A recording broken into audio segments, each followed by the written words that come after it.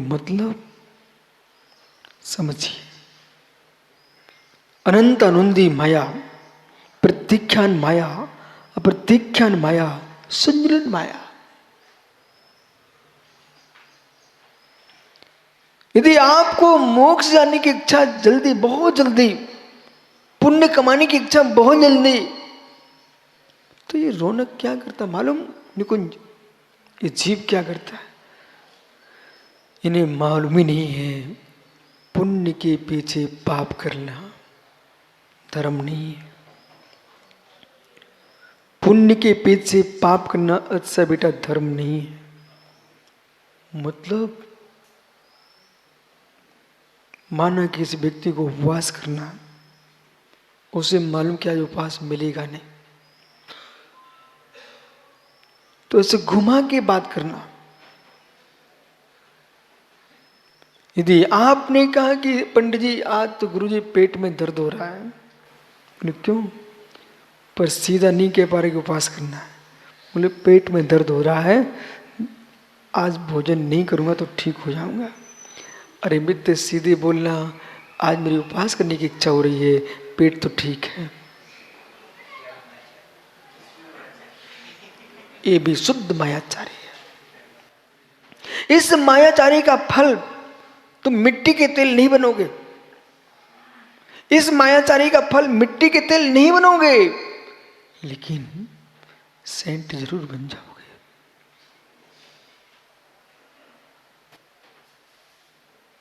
मिट्टी का तेल तो नहीं बनेगा, क्योंकि अच्छे काम के लिए तुम मायाचारी कर रहे थे। तो सेंट बन जाओगे, लेकिन मिट्टी के तेल नहीं बनोगे।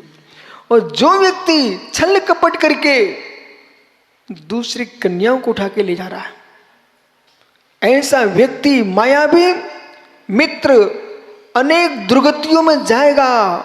वो मित्र फिर मिट्टी के तेल बनेगा, वो सेंट नहीं बन पाएगा। आप मिट्टी के तेल को जीव मानते कि नहीं? बच्चू कुमार जी, मिट्टी के तेल को जीव मानते कि नहीं? मानना नहीं पड़ेगा, मानना ही चाहिए। जैसे जल है, जल कायिक है, ऐसे वो नीचे निकलता है। वो मित्र, वो भी तज्जाति जीव उसके अंदर है, वो भी एक इंद्रिय जीव है, का शरीर है वो। जो खनिज है, जो खनिज है, लोहा जीव है कि नहीं, सोना जीव है कि नहीं, पृथ्वी कायिक है। जिन जीवों ने अच्छे काम के लिए मायाचारी किए, वे सोने बन गए, हीरा मोती बन गए, चट्टाने बन गए। तो शासन करने के लिए मायाचारी कर रहे थे, मुझे शासन चाहिए, तो उस कर्म ने कहा चिंता मत कर, तू चिंता मत कर, तू एक पर्वत की चट्टान ऊंची बना दूंगा, वहीं तू शासन करता है, लंबे समय तक जीना। पृथ्वी काय का जीवन कितना है मालूम निसंग सागरी आपको? 22,000 वर्ष तक की आयु है पृथ्वी का एक जीव की। 22,000 वर्ष की आयु है पृथ्वी का एक जीव की। कल्पना करो, इच्छाएं मायाचारी कराती हैं। पर मैं आगे की बात करता हूं। इच्छाएं मायाचारी कराती हैं, सजल इच्छाएं मायाचारी कराती है। कहीं भी जाइए, एक इच्छा की पूर्ति के लिए 1000 मायाचारी करता व्यक्ति।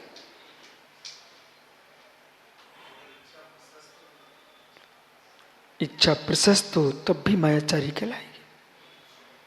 यदि छल कपट की प्रशस्त इच्छा की पूर्ति कर रहे हो, इस भूल को सुधारना चाहिए। भैया रब संजीव मित्र एक बमूल की लकड़ी में आग लगा दी झांझरी है, और दूसरी ओर तुम्हारे पड़ोसी ने चंदन की लकड़ी में आग लगा दी। हे मित्र, ये बताइए उंगली कौन सी लकड़ी से जलेगी? नहीं, चंदन से तो नहीं जलना चाहिए ना, वो तो सुगंधित है ना, वो तो सुगंधित है ना, उसे नहीं जलना चाहिए ना। क्या नहीं समझो, चाहे चंदन की लकड़ी में आग लगी हो, चाहे बबूल की लकड़ी में आग लगी हो, अंगुली डालोगे तुम्हारी अंगुली झुलसेगी। ऐसे धर्म के नाम पर भी मायाचारी करोगे तो मित्र तुम त्रियंची बनोगे। अशुभ कर्म के लिए मायाचारी करेगा तो श्वान खुजला कुत्ता बन के घूमेगा। अशुभ कर्म के लिए मायाचारी करेगा तो सिर में कीड़े बिलबिलाएंगे, तो कुत्ता बनेगा, श्वान बनेगा। और शुभ कर्म के लिए मायाचारी करेगा तो हाथी बन के सूंड लटका घूमेगा। अंतर इतना आ जाएगा, अंतर इतना आ जाएगा। ओ, हाथी बन के सूंड लटका के घूमेगा, घंटी बजती रहेंगी, फिर वो घर घंटी बजाता रहे, घर घंटी, ओहो, गले की घंटी बजाता रहेगा। मृदुमती मुनिराज से मिलो, मृदुमती मुनिराज से मिलो। आपकी तो मैं बात ही नहीं करो, एक मुनि की बात करो, मृदुमती मुनिराज से मिलिए आप। प्रणामों की दशा, प्रणामों की दशा। शिवरार्थियों, बेटा तुम्हारी कोई प्रशंसा नहीं कर रहा। बोले गुरुजी इतने लोगों के नाम ले दिए, मेरा नाम भी नहीं लेते। मत लेने दो नाम, पर नाम के पीछे अपनी साधना को बेकाम नहीं करेंगे।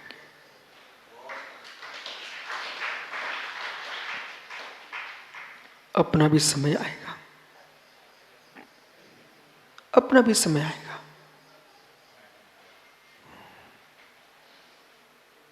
नीचे अंकुर को सागर कोई नहीं देखता, वही जब बड़ा वृक्ष हो जाता है, फल लगते हैं, फिर दुनिया की आंखें वहीं जाती हैं, तब कहना ज्ञानी सबके दिन एक से नहीं होते। अंकुर के समय कौन किस अंकुर को पहचाने। जैसे ही फल लगने लगते हैं, सबकी दृष्टि रोहित कहाँ जाती है। मैं सब प्रत्यक्ष में देख रहा हूं, सब प्रत्यक्ष में देख रहा हूं।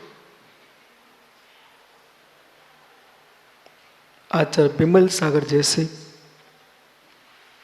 पारखी और वात्सल हृदय लोग जगत में बहुत कम है। आचार्य विद्यासागर जैसे पारखी बहुत कम है।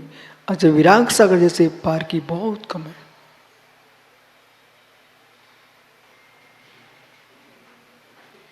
बोले गुरुजी, हमारे पूर्व से पूर्व के जो गुरु थे, उन्होंने चारु कीर्ति को स्थापित किया था। बोले 6 भट्टारकों को उन्होंने चुना। चुनने का तरीका क्या था, उनका तरीका सुन करके मुझे बरासों तीर्थ की याद आ गई तुरंत ही। अच्छा, विराग सागर आंखों में झलकने लगे। बोले गुरुजी, हुमचा मठ में जितने छात्र पढ़ाई करते थे, उन्होंने सारे छात्रों को बुलाया और बुला करके सब बच्चों से कहा, बेटा ट्रस्टियों से कहा बच्चों को केले दो। तो एक टोकरी भर के केले आए और भट्टारक जी ने अपने हाथ से सब बच्चों के हाथ में केले रखे। तो जब केले रखे तो बच्चों ने क्या किया, यूं हाथ करवाए। बोले बेटा हाथ यूं करो। बोले केला रख रहा हूं, अब देखो ज्ञानियों की तरीके। बोले केला रख रहा हूं, और केला रखते से उन्होंने हाथ की रेखाएं देख ली और 6 बच्चों को अलग कर दिया। 6 बच्चों को अलग कर लिया। उनमें से एक कर्मयोगी चारु कीर्ति भी थे।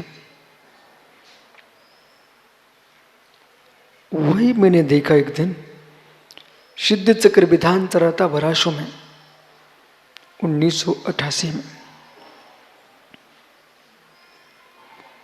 मैं आचार्य महाराज के पास गया। वो मालूम क्या बोलते हैं, अभी आप छोटे हो। पर वो नहीं समझ रहे कि बालक सब देख रहा है। बोले अभी आप छोटे हो, और ऐसे हाथ पकड़ लिया और करके यूं पलट दिया, और मैंने देख लिया कि इन्हें देख लिया है। मैंने अज्ञानी गुरुजी, आप गुरुजी हो, पर कुछ तो तुम्हारा चेला बनने वाला जानते ही होगा। मैं भी अज्ञानी बन गया, उनने हाथ मेरा देख लिया और कहा छोटे हो, और देखते ही बोले ठीक है रुको फिर। तो ज्ञानी लोग जो होते हैं ना, वो ऐसे परखते हैं। वे लोग बिरले हैं। आचार्य विद्यासागर पास में गया, क्षुल्लक था, विराग सागर महाराज जी पूरा संग था पथरिया में। बहुत भीड़ थी। उनके कक्ष में मैं गया तो सब लोग क्षुल्लक जी आए, अलग हो अलग हो। उनके ये बढ़िया है, वैसे तो कोई घुस नहीं पा रहा है, ये पिछी की महिमा देखो, अपने आप एक बच्चे के लिए स्थान बना दिया। और आचार्य विद्यासागर महाराज जी ने अपने बगल में ही मुझे बिठा लिया।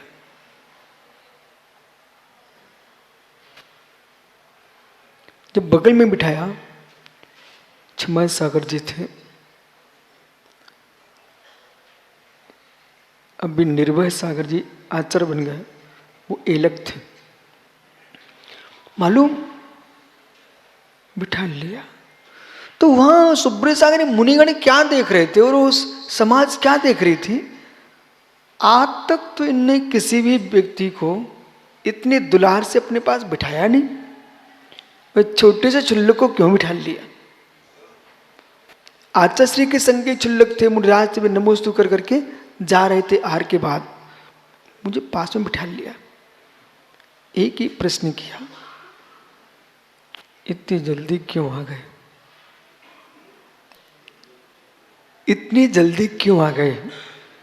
मैं छोटा था ना, इतनी जल्दी क्यों आ गए। उनने समझ लिया, परख लिया और बिठा लिया पास में। बोले आहार अच्छे हो गए, बोले साधना अच्छी करना।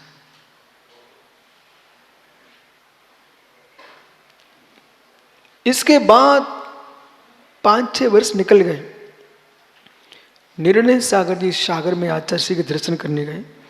उनने उनसे पूछा, वो तुम्हारे संग में भिंडिका महाराज था, वो कहाँ है इसमें।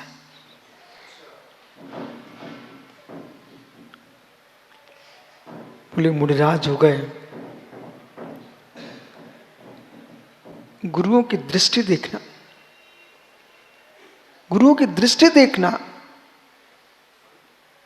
सबके बीच में से निकालने की आंख आचार्य विमल सागर की 1990 में 91 में पन्ना से निकल रहे थे, श्रेयांश गिरी होते हुए पन्ना होते हुए वो सम्मेश कर जा रहे थे। वहां अजित भाई कितनी भीड़ थी, अमित लाखों की भीड़ थी उस समय। तुम्हारे पन्ना में आचार्य महाराज का कार्यक्रम चल रहा था, मैं दूर खड़ा हो गया।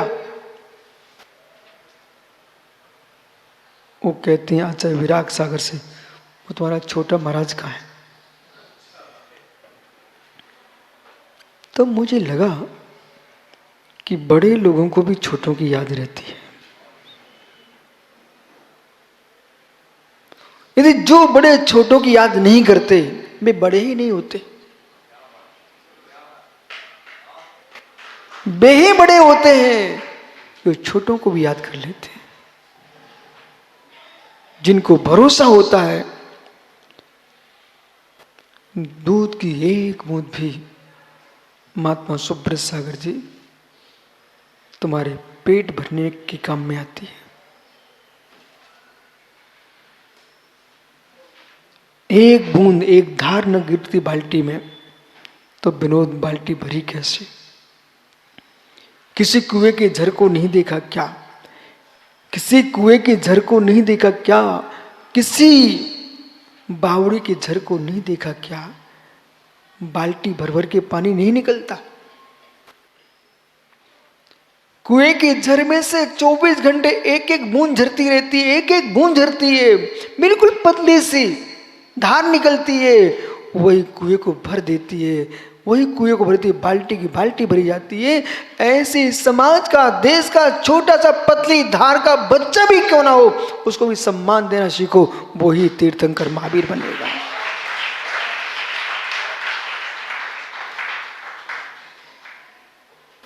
बड़ों को छोटे की याद आना चाहिए।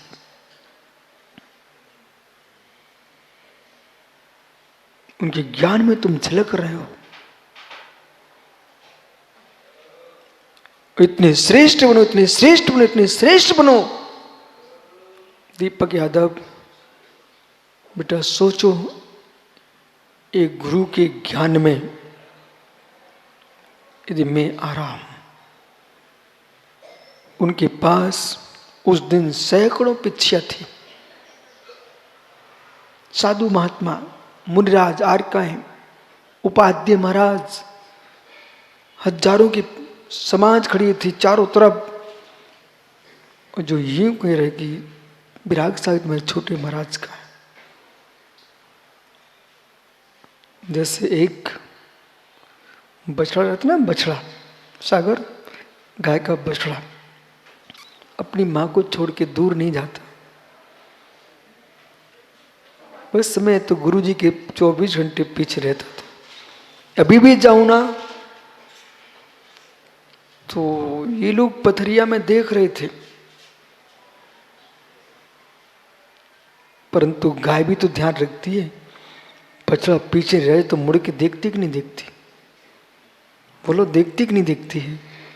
यदि सोच से भी देर आओ ना तो गुरुजी पीछे मुड़ के देख लेते, सिद्ध सागर कहाँ है, याद करो ज्ञानी। जब बछड़ा दुलार करता मां से, तो मां भी तो बछड़े का ध्यान रखती है। पर उस बछड़े को मां लात भी मार देती जो बछड़ा थन काटने लगता। सही बात है। उस बछड़े को मां लात भी मार देती है जो मां का ही थन काटने लग जाए। ये सही बात भी समझना चाहिए। वो नहीं मानो तो सामने माता बैठी हुई है, जब तक दूध पीता है बच्चा, मां थपथपाती रहती है, और आंचल काटने लग जाए तो गाल पे मार देती। फिर बोलो सत्य है कि नहीं? लेकिन बेटा का भी धर्म है, जिसने आंचल दिया है, जिसने आंचल दिया है उसका आंचल ना काटें।